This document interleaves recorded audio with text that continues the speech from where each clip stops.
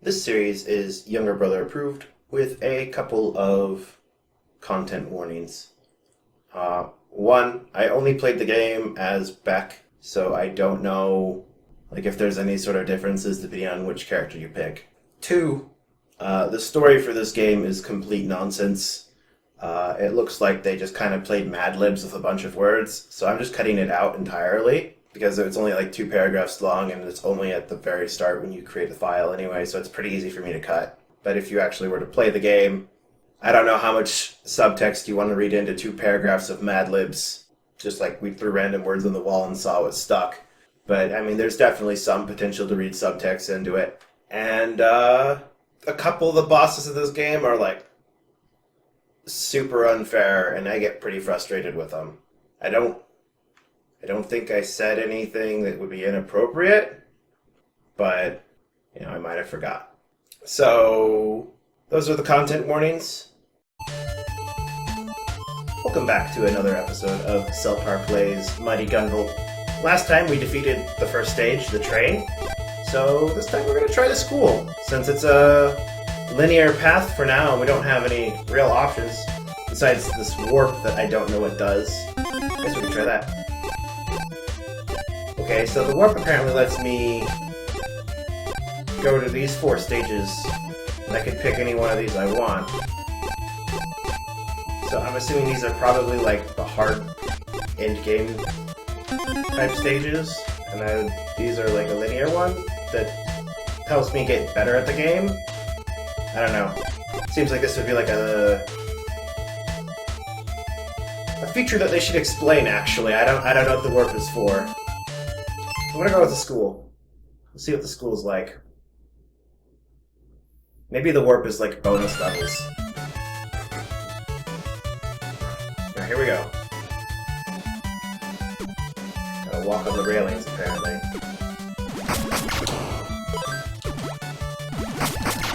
I don't know why that guy has a shield if it's not gonna block attacks, but I'll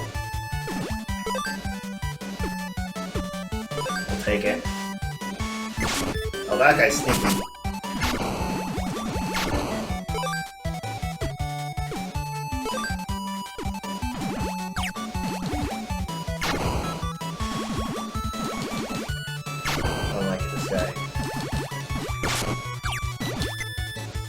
His aim's too good, and his hitbox is too small.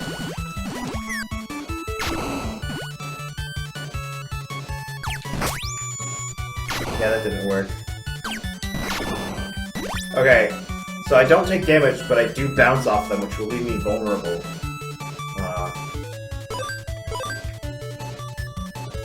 I don't know if that's bad. Yes, that's bad. We shouldn't be touched by love. It's a little weird. Bounce, bounce! This is bad enemy placement.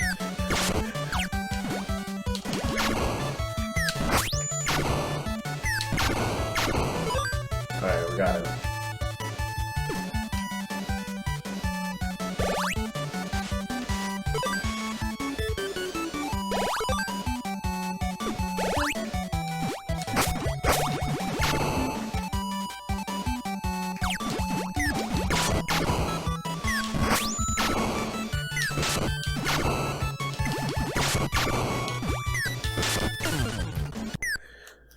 Okay, those guys suck.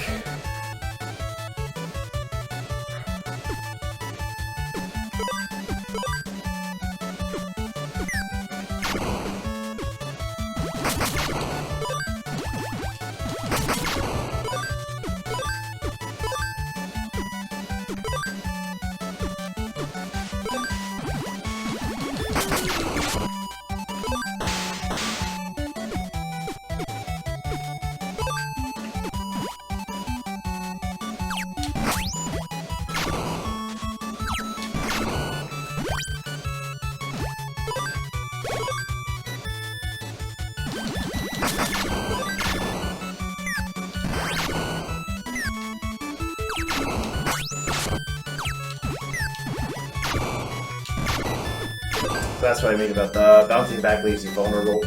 I hit him, but then because I hit him, I got hit by him throwing the bomb.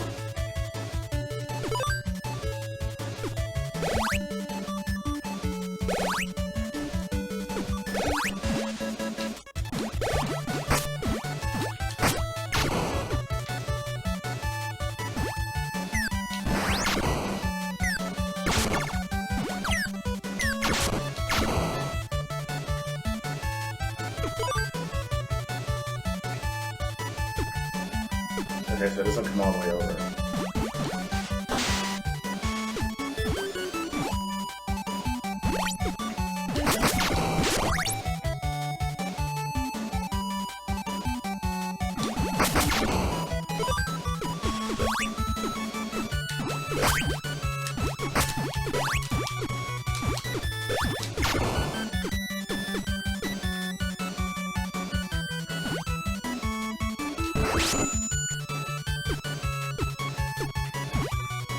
It's nice that those spikes don't cause instant death.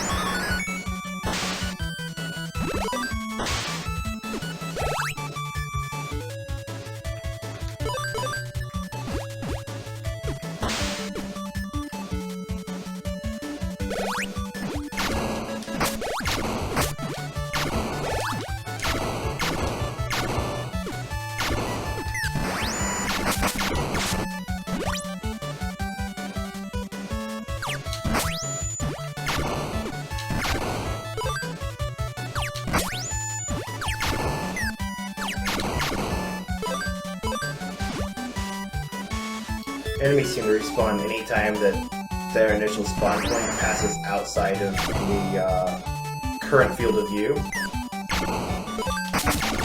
which can be a little bit frustrating sometimes. And they can attack from off screen too, apparently.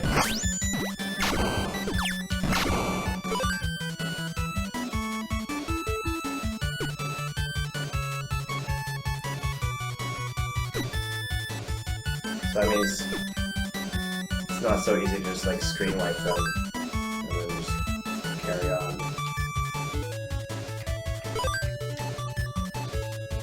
So we're at full health right now. We can't get any more for now.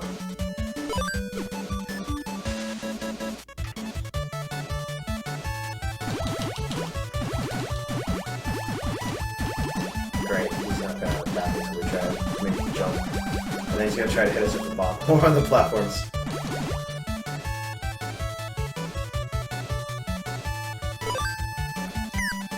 Nope.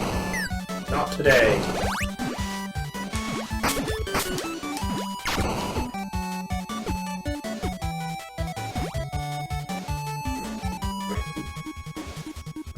Another boss.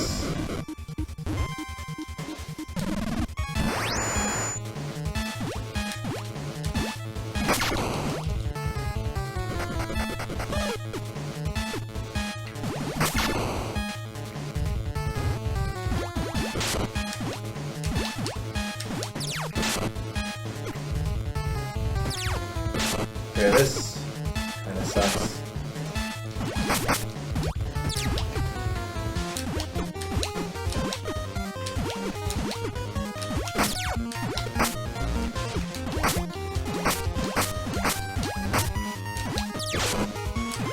Oh boy.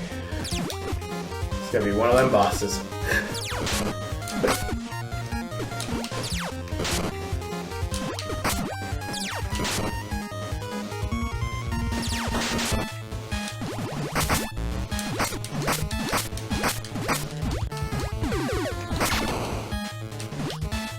It doesn't seem to be possible to get both of them.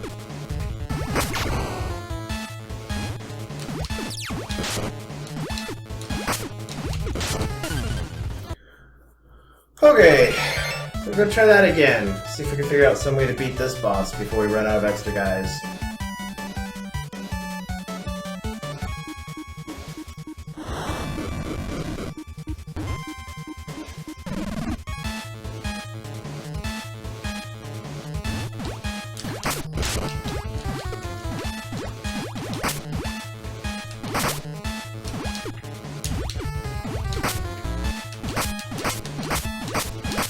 Damage it as we can.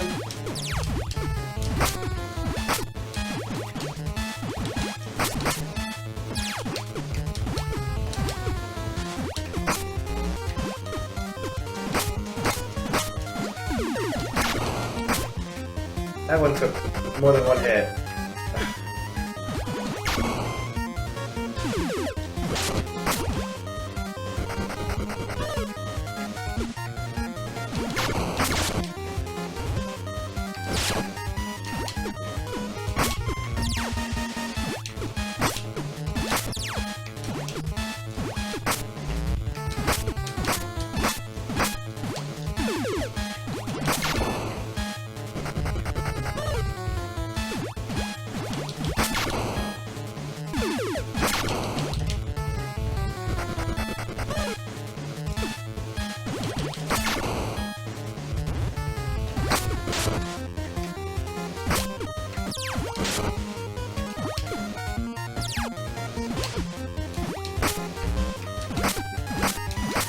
Alright. This guy's got a pretty hard attack pattern, but it all seems to be dodgeable. Kind of. Like you might get a little bit screwed over by these things.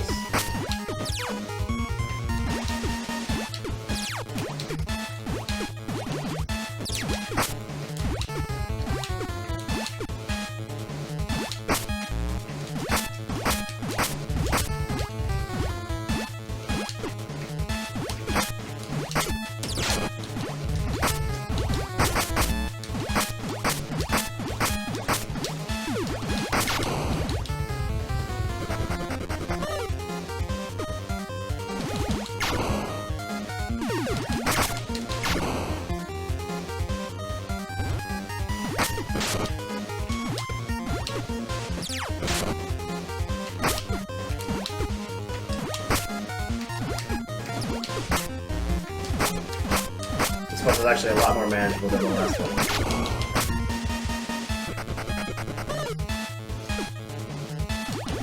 This guy's hard, but he's kind of fair. So, I think if we get his attack patterns down right, we should be able to avoid most of the damage, and that should give us a good chance of beating the boss. That's worth noting, he always starts off with the same attack pattern, so I'm just gonna...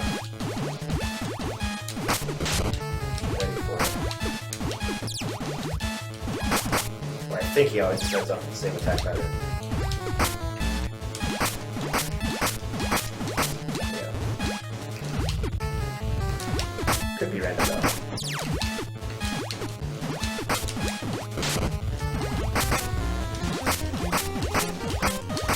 He has so much HP.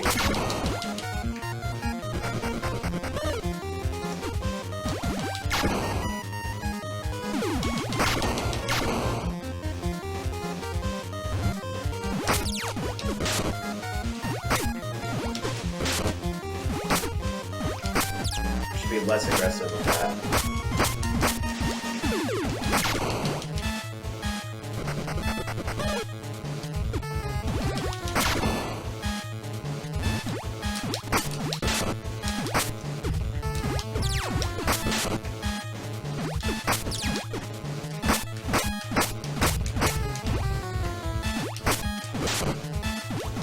That going in for a second jump is what's getting me off those. They're not going anyplace, I should be more careful.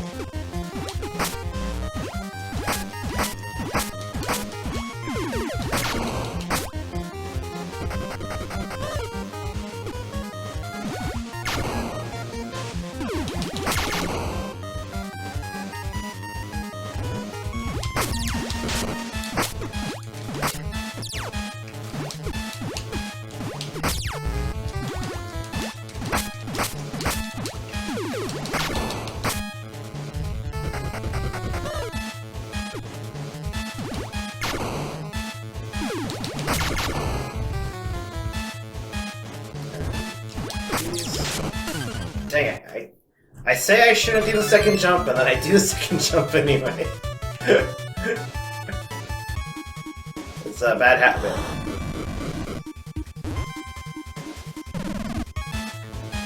Here we go.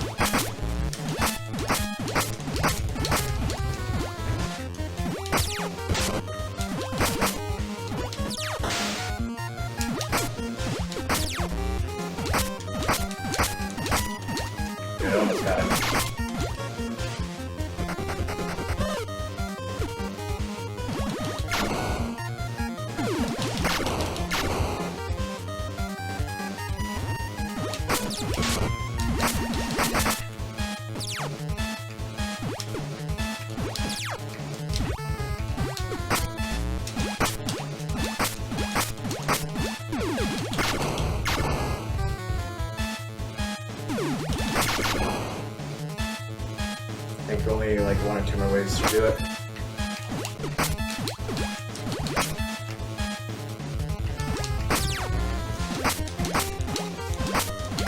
Got it.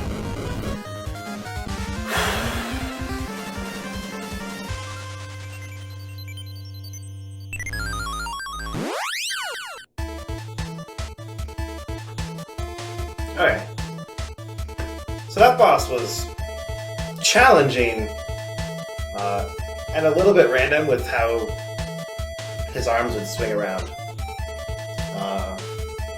But as long as you remembered not to get like too ambitious and try to attack too aggressively while they were swinging around, you could usually dodge basically anything he did.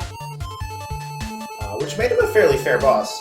He's a very hard boss, and it takes a little while to beat him because he doesn't ever willingly expose his weak point.